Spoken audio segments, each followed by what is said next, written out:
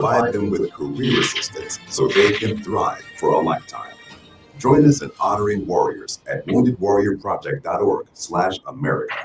I take care of the kids, and I take care of my dad. I take care of things at work. The groceries, the cleanups, the meltdowns, the doctor's visits, the family events, mealtimes, bedtimes.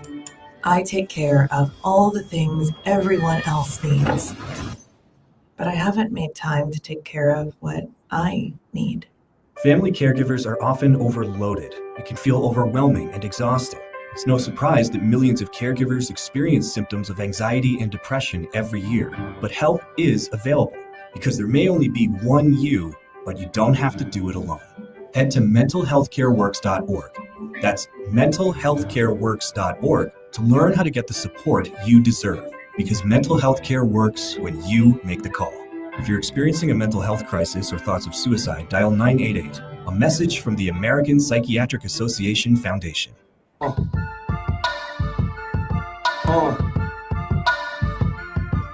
Good morning. Time to get ready for your day with the morning warm-up with Trey Lyle. Join us live on VTRN Sports 93.3 FM or the VTRN Sports app. Open VTRN Sports on your smart speaker or stream live on YouTube. Time to get ready for your day with the morning warm-up with Trey Lyle and Ty Tracy. 7:03 on this Tuesday, February 17th. Welcome back to the morning warm-up. I'm Trey Lyle. That's Ty Tracy. Ty, good morning. Good morning, Trey. Let's get to it with In Case You Missed It.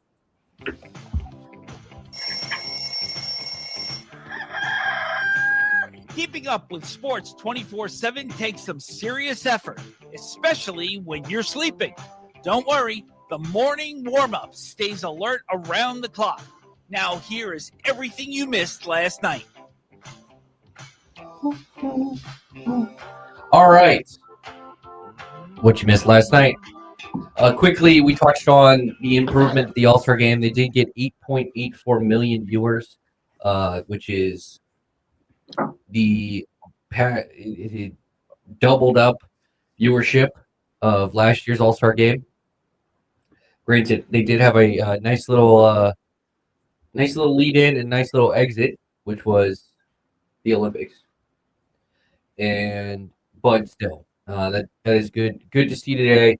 We'll talk about the Olympics in a second. Last night in college basketball, two notable games to watch. Number 6 Iowa State got the win over number 2 Houston, 70-67. Iowa State's playing some really good basketball of late. And Duke, as Ed said right at the end of the fast lane, Duke beats the brakes off of Syracuse. This is the only way I can describe it. 101-64. Yeah, that's just a beatdown. Pretty much. I guess the one line might change a little bit after last night with Houston. Houston getting off the one line, but we'll see how that happens. But just a butt kicking last night by Syracuse, which it's getting worse and worse for Red Autry as time goes on. Cuts are starting to happen as the tags are opening up across the NFL. Sources are saying in the NFL, which we'll talk more about with Lake Lewis. Plus, we want to talk about 2 lawsuits still going ahead in the NFL with Lake. The John Gruden lawsuit, which we've talked about, but another lawsuit is the Brian Flores lawsuit is going ahead. So just we want to touch on those as well. But ultimately, we want to touch on tags open up today. We will see how those shake out. Seahawks unlikely to use the tag on Kenneth Walker despite the fact he won Super Bowl MVP, but it's hard. You don't want to pay a running back. Makes sense. The Dolphins started making big moves, including cutting Tyreek Hill, cutting Bradley Chubb, amongst others. James Daniels, Nick Westbrook-Ikina. Obviously, Tyreek Hill came through the big leg injury last year with the torn ACL and the dislocated knee in week 4. So he turns 32 in March and now a free agent for the first time in his 10-year career. Don't know where he'll sign. Don't see Washington as an option. Kansas City maybe, but we'll see what happens to the Cheetah. Does he still have any of that speed left? It is hard to find out. There also what happened yesterday across the area is a lot of gold was handed out in the Olympics, most notably with the Americans. Elena Myers-Taylor wins gold in the monobob, which is bobsledding, which was highly entertaining yesterday. She wins it by 4/10. Highly entertaining yesterday, being able to watch that. He gets the dub. She gets the dub there in the monobob.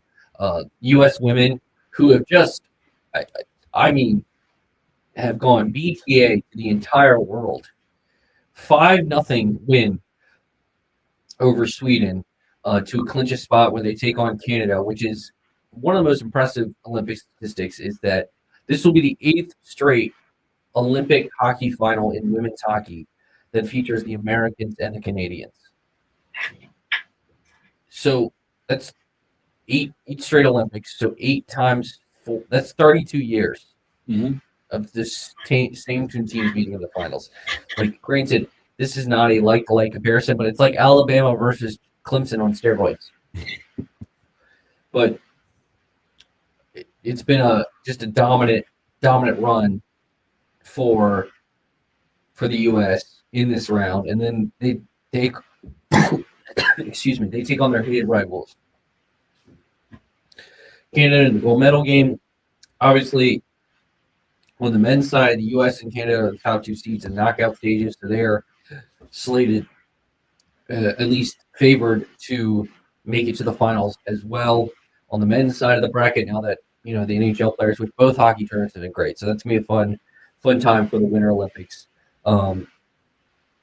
There, other news and notes: Cleveland Browns safety Ronnie Hickman was assaulted in the lobby of a New York City hotel early Monday morning. The team said. Brown said in the statement that Hickman, 24, was treated for minor injuries at the area hospital after the incident, and was later released and home resting with his family. There have been no arrest, and the investigation continues, according to a statement from the New York Police Department. Authorities said they responded to a 911 call at 4:35 a.m. on Monday, reporting an assault in the hotel lobby. Upon arrival, officers were informed that 4 unidentified individuals punched a 24-year-old male about the body following a verbal dispute. Police said the suspect fled the locations into an unknown direction. Hickman, a New Jersey native, just completed his 3rd season in the NFL, started all 17 games for the Browns, recording career highs in tackles, pass deflections, and interceptions. He's an impending restricted free agent this offseason. Ty, anything else I missed yesterday? Oh man, it just slipped on my head too. A couple coaches got hired, but nothing too serious. Oh man, I can't remember. Because yesterday was President's Day, so half the the NBA was not going on, so there's no football going on. But someone who never stops working is Lake Lewis, who joins us now. Lake, good morning. Hope you're doing well.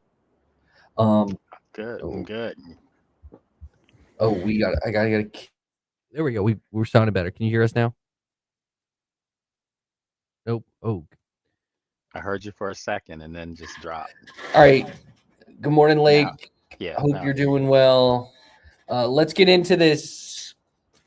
What do you think of the All-Star game format? I know you're a basketball fan, so I want to ask you a basketball question first. I know you will talk more about your NFL insider stuff. What did you think of the new All-Star format? I liked it. I liked it a lot, actually. I thought it was probably the most competitive All-Star NBA game I've seen in maybe the last decade. Yeah, so I thought it was good. I really did. Here with Lake Lewis. Did you lose? Oh, you can't hear me again. All right. I hear you now. Okay, we're working on technical issues. Cycle back. Okay. We'll get those settled in a second. I did like the new format, but we're going to talk a lot about it as we're working through technical difficulties with Lake here on the morning warm up. Another thing I want to talk about with the NFL is obviously the combines next week. And the draft is quite interesting because one is already settled with Fernando Mendoza. All right, we would assume is settled with Fernando Mendoza. So like two is very interesting because you don't think it's going to be a quarterback. Um, you think it's going to be something else. So as we're here joined by Lake Lewis, Lake, good morning. Lake, let's start. So we're a week away from the combine. And obviously franchise tag stuff is going on right now. What is kind of this week like leading up to the combine across the NFL where no moves can be made other than tagging a dude, but it feels like this is the week where the plans start getting into place. Cuts happen, stuff like that. Yeah, definitely. I mean, I think this is where the wheels start turning and you'll start seeing some players be released, which we saw yesterday with the Dolphins releasing Bradley Chubb and Tyreek Hill. And if you go back to last year at the combine, I remember sitting in the in Lucas Oil Stadium going through looking at some drills and seeing that Adam Peters had made a big move, had made the move for Debo Samuel, as far as the trade to San Francisco for him. So, yeah, there's going to be some movement and start to develop over the next couple of days. And I think by next week, when we're in Indianapolis, it's going to be some big names that have moved on. It's weird to think like nothing, we haven't had a games in like 3 weeks, but there's a lot to talk about when it comes to the NFL that are kind of this is like the time where the sneaky headlines happen. I do want to ask you about one question before the combine. Like do, do you feel like there's any excitement towards it? Because obviously, typically, what brings most excitement to the combine is the quarterbacks, and this year it's not a good quarterback draft. You obviously know who's going number one in Fernando Mendoza. Obviously, with Dante Moore, Arch Manning, probably who would have been 2 and 3 or battling for that number one spot coming back. It feels like there's a big gap between him and you want to say Ty Simpson. What do you feel across the NFL in terms of the anticipation for this combine? That it feels honestly like it's come really quick. Yeah, I mean, I think there's going to always be excitement for it. Not just as far as like the players and things like that, but it's a big networking opportunity. This is like, I don't even know how it's like a you know, convention, like a political convention, I guess you would say. Not us in politics, but just that's how many people come from all over the country to this event. So it's always a big deal in that regard. I think as far as the players, I mean, I like it because, you always find diamonds in the rough. You always find guys that, do well, measure well, grade well in their performances. So it's someone that could skyrocket up naturally, if you're a player that's produced on Saturdays consistently and the tape is there, this can't really hurt you. It really can't. I mean, you could have a maybe a bad 40 time and people start saying, well, I didn't think the guy was fast anyway. But it's for the guys that don't get a chance to be seen on Saturdays a lot. And, they could come in here and turn some heads. So I always look forward to going to Indianapolis every year. I think this would be like my 16th year going, so I'm looking forward to it. At Lake Lewis Junior Commanders and NFL Insider, appreciate it. You joining us today, my man, as we're talking all things NFL and the NFL all season as we are getting primed for it. I do want to go back to the Bradley Chubb, Tyreek Hill. While I don't think Tyreek Hill will be an option for the Commanders, as we start to preview this defense, and I think you'll have a particular look at the defenders that maybe you get the Commanders can get lucky and Caleb Downs falls to them. That would, if I was a Commanders fan, that's my dream. Because you get the best defensive player in the draft, and Mhm. but looking at this, you talk about looking on the edge. You would think Bradley Chubb would be someone that you could look at. Obviously, the knee injuries are an issue, but some people would think he is would be a similar ilk of, what they did with Von Miller this year, which was Mhm. an older player. But, Bradley Chubb is just 29 years old. He will turn 30 this year. Ultimately do you think that would be a type of player that you could get, maybe a buy low guy that could come in and be a really good asset for the team.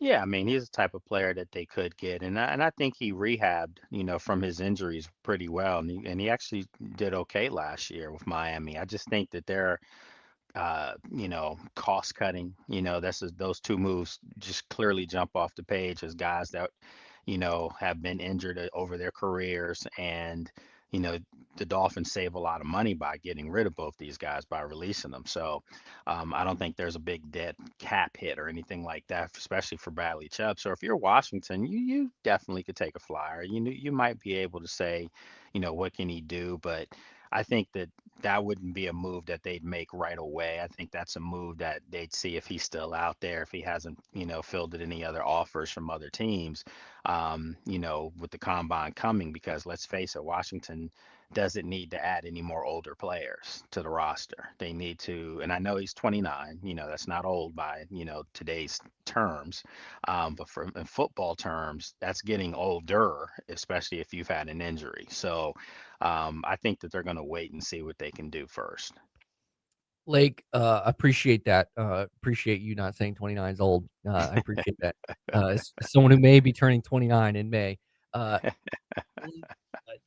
but looking, you mentioned it as we preview the Commanders, what moves they want to make, and obviously the focus will be on the defensive side of the ball. You can say maybe the offensive line is another place to look at, but you've really harped on re, retooling this defense.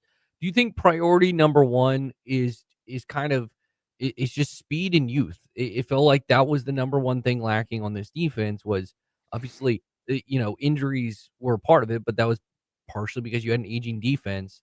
Do Hmm. you think the focus this offseason when it comes to the defensive side of the ball is speed to some degree, but youth in particular? Yeah, I think it's all of the above, athleticism as well. You mean they have to get, as I say on defense, they've got to get more wiggle, with their players. They need guys that are going to run people down, that are going to, run sideline to sideline. And they do have some of those guys already on the roster. They just hadn't been, in my opinion, they hadn't been developed yet. I think a guy like Kane Madrano might be a guy that this year, with Durante Jones coming in, and if you look at what Durante Jones, did in Minnesota and some of his other places, those defenses under Brian Flores, under Mike Zimmer, all of those guys had, fast, athletic linebackers, fast, athletic guys in the secondary. And I think if you're a guy like Kane Madrano, if you're a guy like Tyler Owens in the secondary, you should feel really good right now. You should feel rejuvenated that you have an opportunity with a clean slate for everyone, that now you have a chance to show what you're capable of doing, and you already have a year under your belt as a pro. So yeah, I think for Washington, clearly you've got to get younger, on both sides of the ball in certain areas, key areas. You already started out on offense with Jaden, with Bill, but it would be nice to see another big play, young wide receiver on that side of the ball. So I think it's everywhere for them.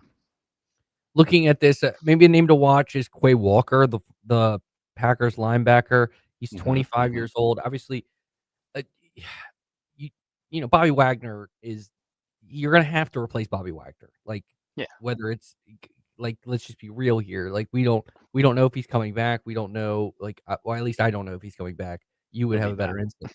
Yeah. He'll Yeah. be back. So but again, it's not like he's gonna play, forever. Hmm. He's you when you signed him, he was a year to year guy. You could say the same thing about Zach Ertz, and you could argue that was your bet. Yeah, this past season, that was maybe your best defensive and offensive player for a long stretch of the season. The way both guys played, obviously Ertz coming off the end, got hurt this past Hmm. year. Um, but looking at this, is when attacking this free agency, obviously, we don't know. Quay Walker could get franchise tagged by the Packers. I was going to mention Devin Lloyd as another linebacker, but I am pretty confident based off the season he had, he's going to get tagged by the Jacksonville Jaguars Yeah. because he was one of the best linebackers in the NFL this past season.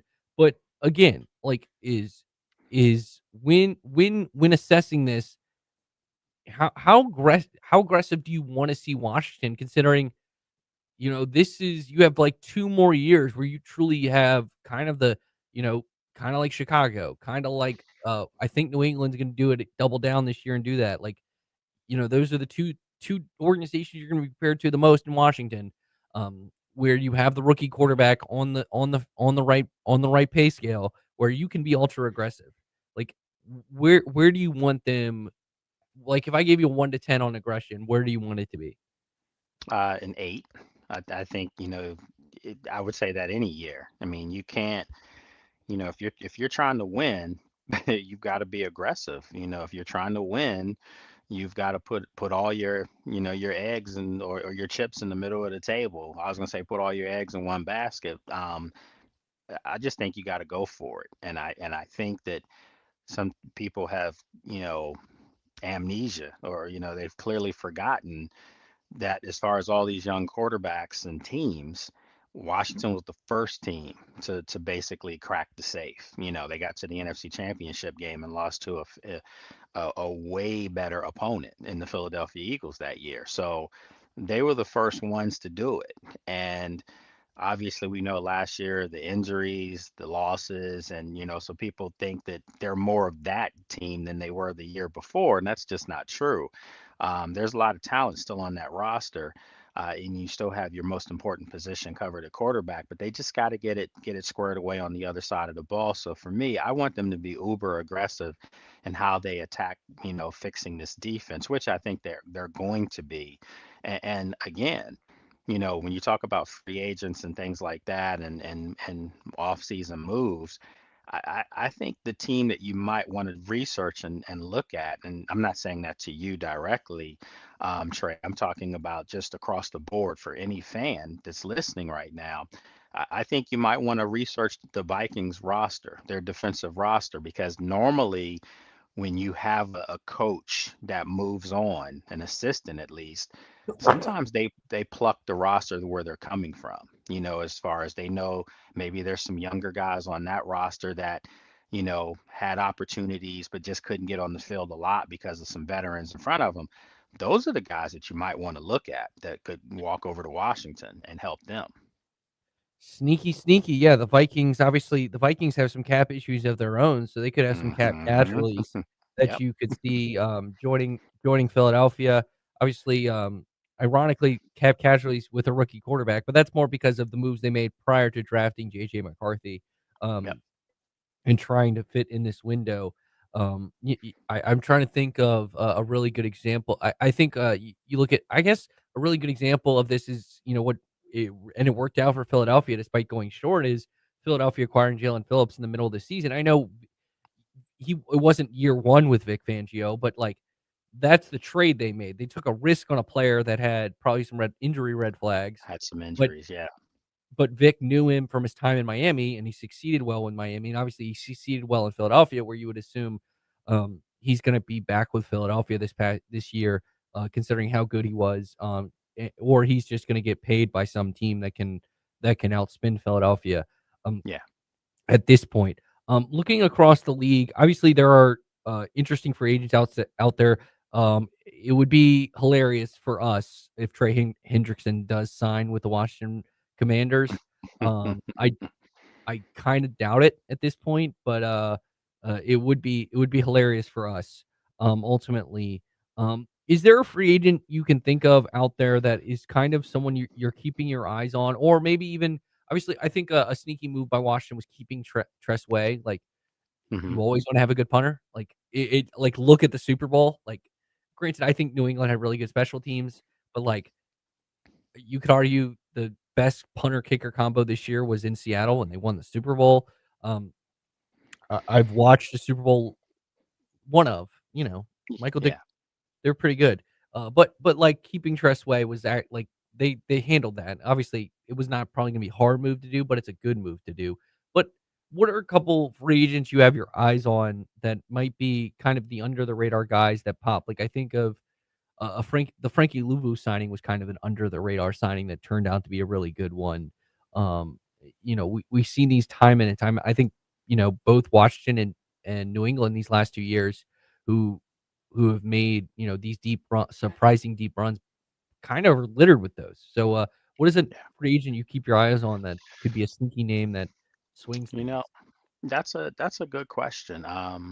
Granted, it's hard to know who the free agents are right now because again, there's like you got franchise tags, you got cuts, so it, Yeah, I look for guys that maybe you don't know of, that's under the radar, that maybe people don't know the names or something like that. There's not going to be a whole lot of that this year. There's not. There's going to be some name people because there are a lot of teams that have cap issues. But the question again, though, Trey, is that does Washington go for the older guy?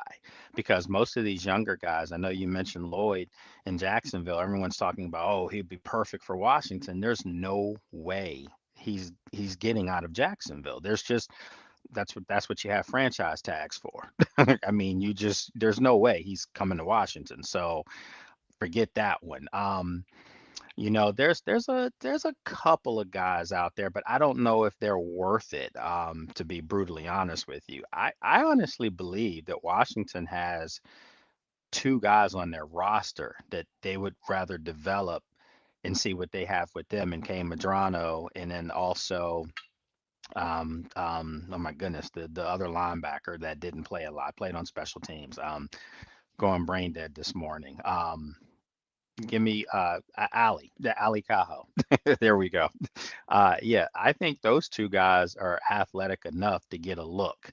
Again, maybe there could be some trades that could happen out there, but I just don't think Washington's in that mode of they're going to be aggressive, yes, but I think the aggression is going to be more on the offensive side of the ball as far as free agents, as far as signings like Brees Hall at running back. I think Brandon Ayuk ends up in Washington. I mean, those are guys that help reset your offense. So I think that's where the aggression's going to be. I think the development side's going to be on the defensive side of the ball because I'm telling you, they have a lot of young players that we used to see flying around out there on practice, but unfortunately on Sundays they were DMPs. So that's where I think the aggression is going to be to get some of their own guys developed on defense and pushed up to speed. all right. So if you're watching the draft, I guess my guess is Jeremiah Love was not going to run, but if he did, and you see a guy just with the stopwatch, Mm, that's Lake mm, mm, Lewis. mm. Hmm. Because that would be if I was picking a running back He's that phenomenal. that's quote unquote available.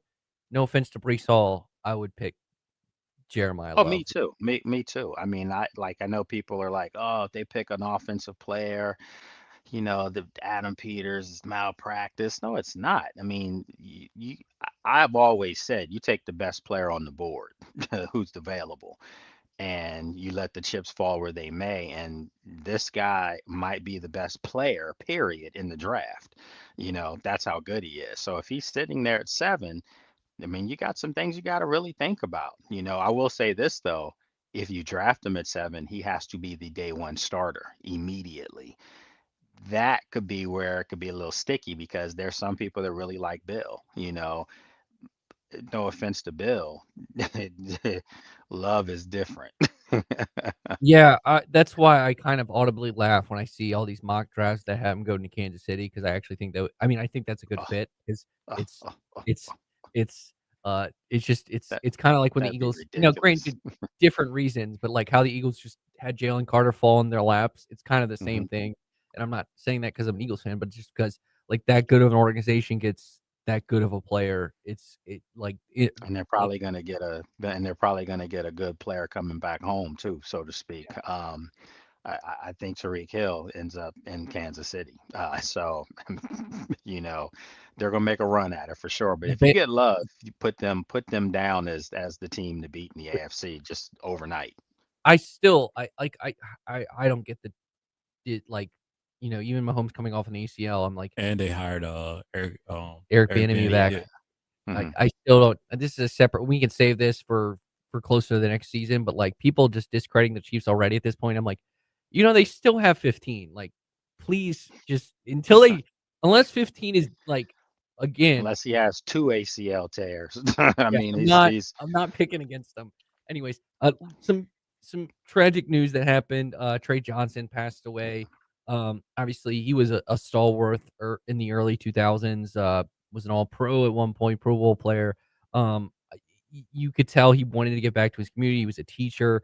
This just, obviously, we touched on the recent loss of Sonny Jurgensen last time you were on. This just unfortunate situation for the Commanders community. Yeah, just over the last 3 weeks, the organizations had, some blows as far as, former players passing on. Actually, Sonny Jurgensen being, an uber superstar, when he played for the Burgundy and Gold in the 60s and 70s. And then, of course, Barry Wilburn, was also, unfortunately passed in a house fire just a couple days after Sonny passed. And then now you have Trey, and I remember Trey, just just one of the nicest people you'd ever meet. Just a real good dude that was all about, DC, and gave back to the community. And there's a lot of people who say, yeah, I'm going to do stuff in the community and try to help out, but it's part of their contracts where they have to do appearances and things like that. And then you have the guys who sometimes the team has to tell no. You've done enough already. Those are the people that really want to do more, and that's how Trey was. He always wanted to do things in the community. So yeah, so that's a blow, man. That's a tough loss. And obviously condolences to his family. 54 years old. That's my age, literally. So yeah, man, you think about those things, and that's another thing, make sure you get your checkups and all that good stuff. I have somebody in my house here that's on me all the time now about doing those things. So yeah. That is your better half, to say the least. Let's Yeah, just put it that way. But absolutely. Yes. yes, but here with here with Lake Lewis at Lake Lewis Jr. Sorry about that, Lake. Um, looking some interesting stuff's ahead for the NFL as well. Big picture. W- the Brian Flores lawsuit again. Another like the sneaky thing that Mhm. just you read about for 5 seconds, or you're watching Sports Center and they talk about it for 5 seconds and then they move on, and it's like these could have big things. Brian Flores lawsuit is continuing. Mhm. The court allowed it to continue. So now the NFL has two pending lawsuits of significance. One with a current coach who's in the NFL, who maybe a year from now is a current head coach in the NFL, and another guy in John Gruden that has really so much money that he can keep fighting it. And even now with his kind of he's reclaimed sort of his like cult personality with his social media following. Like, Gruden's Mhm. a with John Gruden because he's John Gruden. He is a character. This seems like things that are not going to be talked about, but like when you're in league circles next week at at the combine, it's going to be something that's probably talked about a lot behind the scenes. Absolutely. It's going to be interesting. I got to be careful what I say here, but it's definitely going to be interesting to see how this plays out, because the league has always done everything through arbitration. That's just how they've always done business. They did it with Kaepernick, and so they settle, you know, w without going to court. They basically are their own court. Well, for them to lose in that, ruling, that, now it has to go to court, like basically federal court, it means that, it could be a discovery. Like everything is out there now, that everything will be out there. And you're going to find out some things that may not look too good for the league. And I'm sure that's what, Brian Flores and Steve Wilkes and some of the other, uh, I guess, plaintiffs, so to speak, want to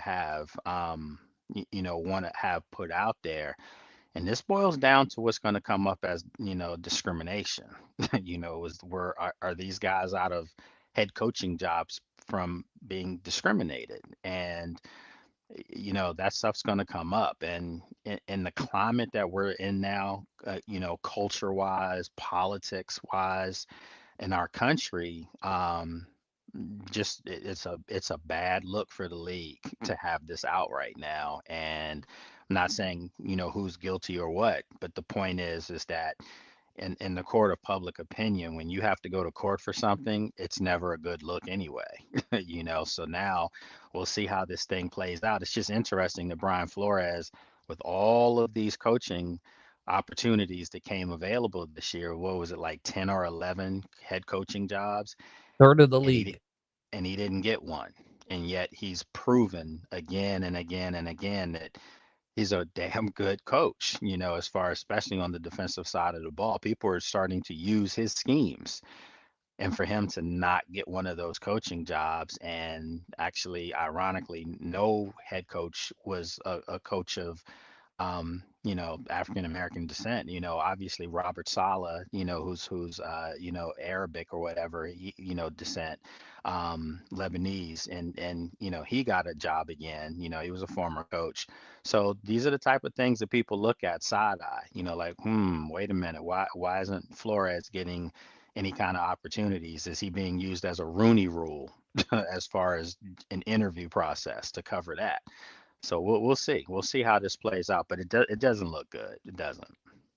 Yeah, and obviously the Gruden stuff's completely different. It's probably more of a focus on Goodell himself than, while as the Flores thing is more on the league's coaching hiring process, which again always unfortunately comes into question this time of year, when you, especially in a year where a third of the league changes head coaches. And uh you know Brian Flores, I think you look at what Vance Joseph did in Minnesota, I think is another, or not Minnesota, In Denver. Denver. Uh, in Denver, he deserves, both guys, deserve a second chance, where you have guys getting second, third chances at coaching positions. And I think Trey, that the big issue with those three gentlemen is the fact that obviously the obvious is that they're black, but the issue is that they had short leashes as far as their opportunities. It's like one and done or two and done. And unfortunately, I've said this for years. If I'm an owner of something, which I am, I don't want anyone telling me what to do as far as my product. I'm going to hire who I want. That's just the bottom line. The issue is that unfortunately, sometimes the people who are hiring, um, hire people that look like themselves. So I have a diverse group in my group. I do, but I have some people that look like me, and I'm going to say it. I made sure there was a reason for that, to give people opportunities that sometimes may not be given opportunities. Okay. So I'm not saying that you have to hire a black coach just because that person is black, because that's not fair to qualified white coaches or Asian coaches or Latino coaches. But what I'm saying is that if I'm in a business and the product that's running around on the field is like 75% of what I look like, and I have no representation of that in my front office or on my coaching staff or something like that, that's a problem. That's when you start to look at things. It's I'll just give you a better assessment. It's being, let's just say you're a female owned company, okay? And you have hundreds of employees and none of them are female. Somebody's going to look at you a little like, what's going on here? What's the problem? So that's what this comes down to. It's just that you want to have a likeness that looks very familiar to the product on the field. And I think that the league, has to figure out a way to do that. I am not a big Rooney Rule fan, and I'm African American. I absolutely hate that rule. And I say that because it's failing. It's not doing what don't get me wrong. I love the intent of the rule. It's beautiful, but it's not working. So something else is going to have to be done, but you can't force people to hire people just because of what they look like. I mean, you can't do that. But there are so many qualified, black coaches out there that just are being bypassed and being looked over. And then when they do get their opportunities to be coaches, some people are saying, well, they're failing. They're proving they're not being good coaches. Well, none of these coaches are being asked to coach winning teams. They're being asked to fix train wrecks, and that's the part that makes it tough too. So you're already up against it. And if you're only given 1 year to fix a train wreck, That's probably not a good sign that you're being given an ample opportunity. Yeah, I do think of like Brian Flores in Miami, which he even admitted this. Like he did not handle being a head coach well, which spoiler alert, a lot of first time head coaches do not do. Like you But look he at his also said, but he ought not to cut you off, but he, because I want people to know this, but he also said that he wasn't going to tank. He yeah, like also I was said gonna that I'm not mention losing games. Yeah, I'm on playing to purpose. win. And that could have got him in trouble out there I as was well. more talking about the situation, how he handled the Tua situation, Oh, yeah, like without yeah, with a question. Yes. rookie, like just having a rookie quarterback, like that's what I Yeah. was talking about, not the but like when you also have an owner that allegedly, and I'm please again, I cannot afford a loss. Yeah, Allegedly I know. said, I will pay you whatever was it $100,000 to lose games on purpose, which Stephen Ross, who may or may not have been called fined one time for trying to hire both Sean Payton and get signed Tom Brady while both were employed by other teams. Like, I wouldn't be I shocked. I'm mean, just look, that actually happened. I gotta go to Indy next week. You know what I'm saying? I don't. We're good. I got you. I'm just saying those that happened. Mm-hmm. He got punished for that. I'm just saying. So, Mm-hmm. Mm-hmm. but Mm-hmm. I think, but clearly, if you look at some of these coaches who are in the NFL who keep getting jobs or keep their job, even though Mm-hmm. they won Super Bowls, and I don't think they're good at their job. I won't mention who. Nick Sirianni. I'm sorry. At some point, guys deserve second chances at the big job.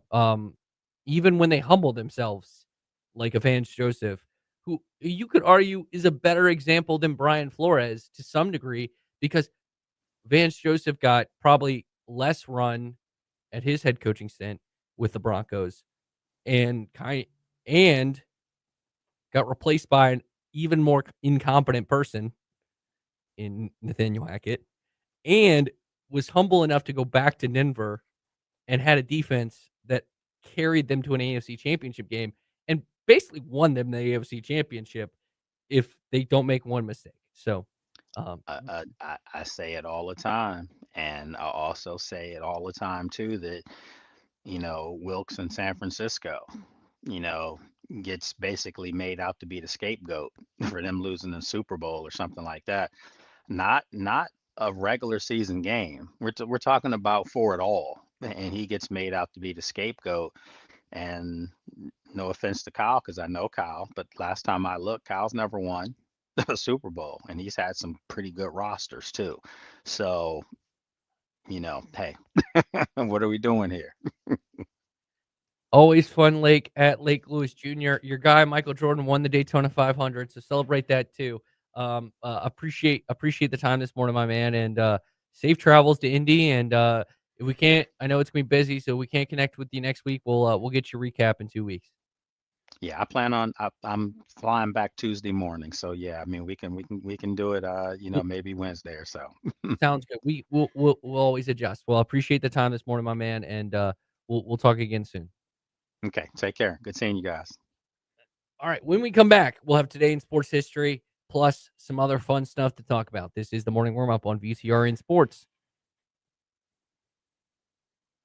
A cool food concept sparks curiosity. What about two concepts at one restaurant? That's even better. Oliver's on Rivermont is Lynchburg's first multi-concept restaurant. Pick items from the traditional Oliver's menu, the 801 Raw Bar menu, or mix and match. And you'll appreciate the consistency of Oliver's new kitchen and serving staff. Two cool concepts in one. Only available at Oliver's on Rivermont. At the Farmers Bank of Appomattox, we believe personal banking should be as rooted in the community as you are. Whether managing your business banking, saving for your family's dream home, or juggling daily expenses with our mobile app, we offer tailored solutions with a local touch. Experience the security of a bank that knows your name and the convenience of modern technology. Visit us today to grow your financial future right here at home. The Farmers Bank of Appomattox, your community, your bank, your future. Get more on the Sheeler Motor Mile, your trusted dealer serving Southwest Virginia and surrounding areas for over 50 years. With more selection, more value, and more finance options. Plus, your trade is worth more. Shop local and save more with straightforward pricing, plus exceptional service and selection. Your search ends at the Motor Mile. Choose from over 900 quality pre-owned vehicles, plus a massive selection of new car brands in Southwest Virginia. Honda, Hyundai, Toyota, Subaru, Kia, Chevrolet, Mitsubishi, Chrysler, Dodge, Jeep, Ram, and now Buick. Plus, the used car superstore. 12 new car brands, 900 used vehicles. One amazing buying experience. Volume selling means volume pricing, and we've got more than any other dealer in the area. The Sheeler Motor Mile delivers choices. Here's the difference. Sheeler owns the finance company and makes getting approved for credit simple and easy on the Motor Mile. Flexible financing options for every budget to get you on the road fast. Get more on the Sheeler Motor Mile with a certified friendly staff and no games, no gimmicks. The Sheeler Motor Mile, now in Christiansburg, Radford, and Pulaski. Call 866-SHEELER1. Always open at Sheeler.com.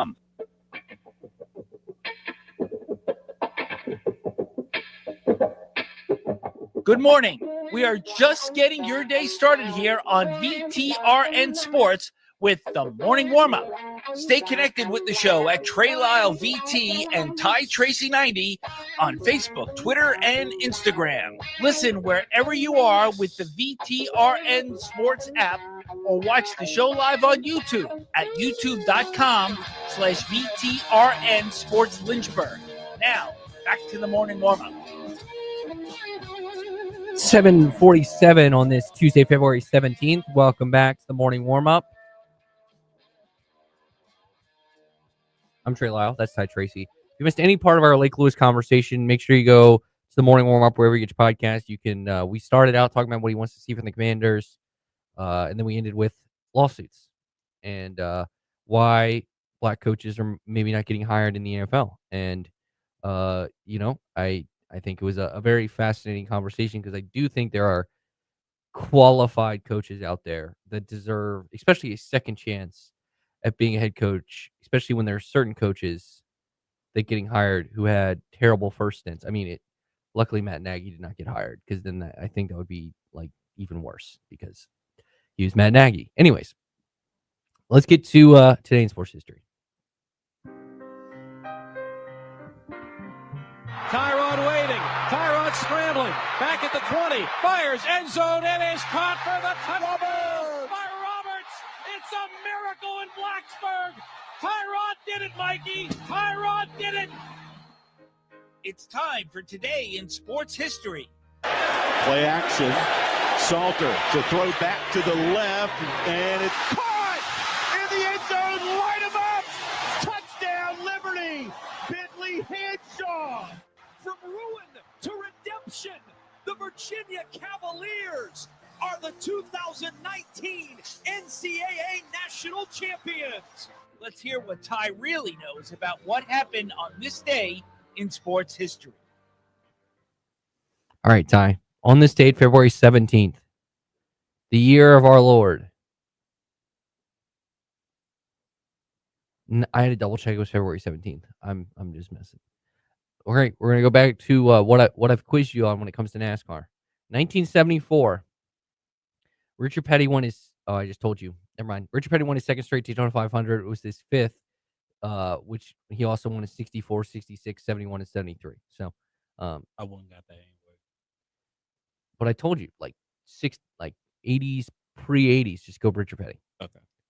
1994, this man records the fourth quadruple double in NBA history with 34 points, 10 rebounds, 10 assists, and 10 blocks in his team win over the Pistons. David Robinson. That is correct. Shout out to the Admiral. On this date in 1988, or excuse me, 1998. I'm just not being able to read a screen today. In 1998, the U.S. women's hockey team wins the sport's first Olympic gold medal as they defeated this country in a 3-1 win. I gave you a big hint earlier. Oh, yeah, we talked about earlier. Canada. I just make sure you're paying attention. Yeah. 2-0. So, all right. On this date in 2013, this person wins the Daytona 500 pole, and then I'm not going to give you the next part because but this by by getting the poll, had some history with it. I'm kind of giving you a big hint by saying person instead of man. That's even What? bigger. This person may have been in a lot of used- GoDaddy ads. She used to date Aaron Rodgers. She did. Is it is that Danica Patrick, something like that? That is correct. Yes, she became the first woman to secure the top spot in any sprint car race. And there you go. 3-0. I was going to give you the Denny Hamlin winning the Daytona 500 in 2020, going back to back, but there you go, Ty. 3-0 day for you. All right, when we come back, we're going to talk about it. The importance of Virginia Tech tonight in their game against Miami, which you can listen to right here on VTRN Sports. Hokies, Canes in action tonight. We'll talk about that next here on the Morning Warm Up. Mark Dalton here with Terry Volkswagen. Get ready to fall head over heels for the perfect VW SUV. One size doesn't fit all, though, and that's why Volkswagen has an SUV for everyone. From the compact and affordable Volkswagen Taos to the tech-packed Tiguan and the spacious Volkswagen Atlas. No matter which one fits your lifestyle, you'll love the comfort, performance, and safety. Stop by Terry Volkswagen on Forest Road in Lynchburg or check us out online at terryvw.com. Terry Volkswagen. You'll love our cars. What do high-performing athletes have in common?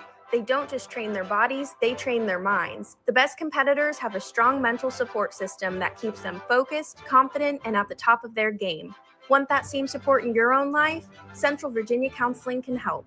No matter what life throws your way, our team is here for you with 2 Lynchburg locations on Wigington Road and Timberlake Road and telehealth available anywhere in Virginia. Take the first step today. Visit centralvirginiacounseling.com. Have you been hit by the winter doldrums? Are you itching for a place with more than a couple hours of daylight? Start your journey to a warm weather escape with us. Scuba classes are forming right now at Aquatrek Adventures.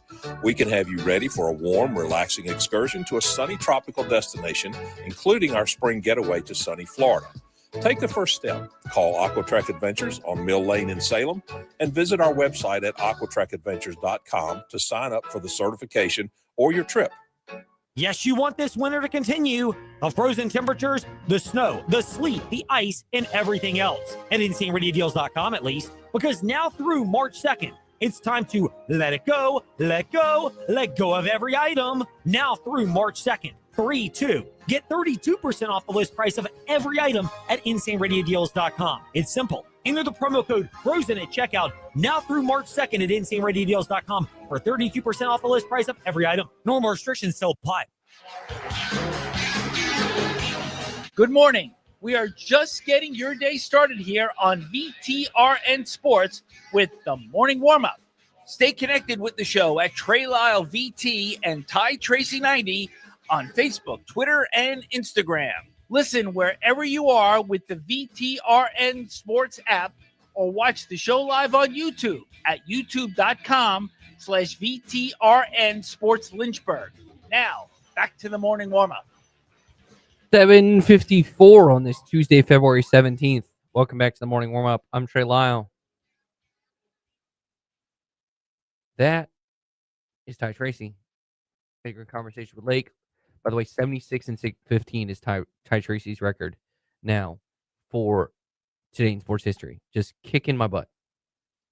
Wish I could find. I might have to switch. I use the AP site. There's another site I could use that had like more, like a longer, more things to choose from. Might have to switch it up and just start asking you like who won the curling national championship in 1922. I'd be like, ooh, I was like, oh, don't tell you. I might have to do that just to start racking up some dubs on my side.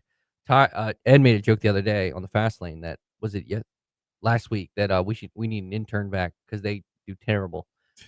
Anyways, tonight 7:30 airtime right here on VTRN Sports. Canes hosting the Hokies in essentially it's simple. I think Tech needs to win this game. You're in the same spot you were a week ago, and it's even worse considering you lost to Florida State. By double digits. By 20, not just double digits, by 20. And looking at Joe Lunardi, I believe he moved the Hokies to the next 4 out on his bracket. So it's just keep that in mind as time goes on. Like Hokies bracket, really NCAA tournament hopes are on life support tonight, and they have to win this game. And it's going to be fascinating to see how they play coming off of their worst performance, especially in that second half of the season.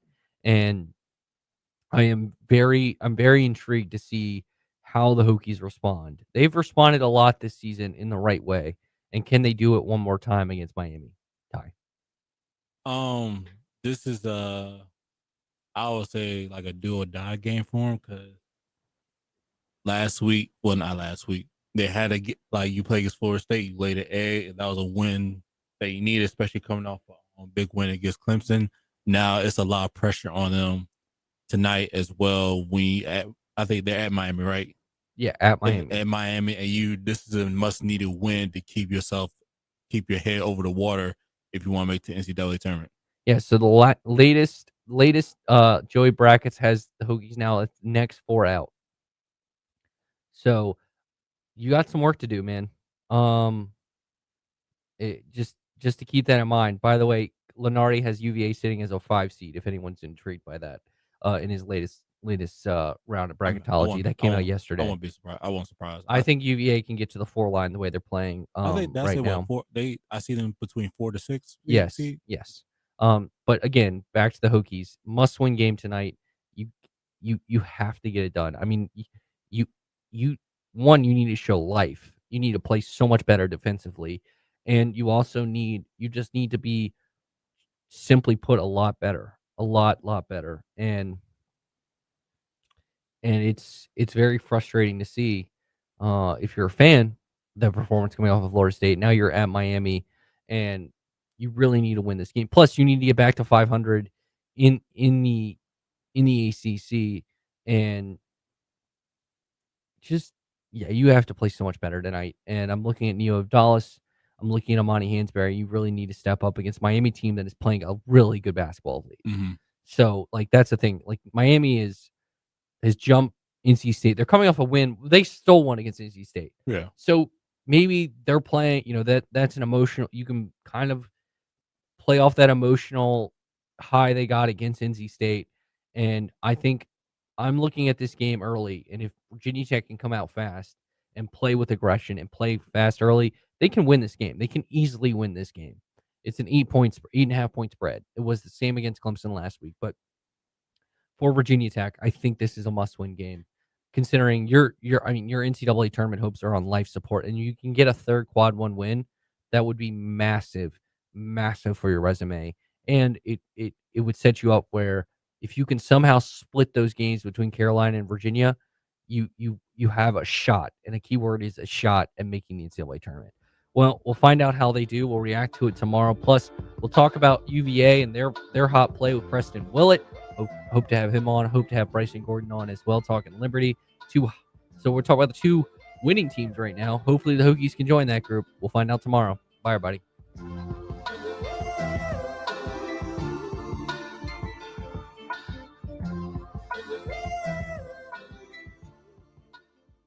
Thanks so much for listening to the Morning Warm-Up on VTRN Sports, 93.3 FM, W227 BG Timberlake, and 1320 AM WBGM Lynchburg.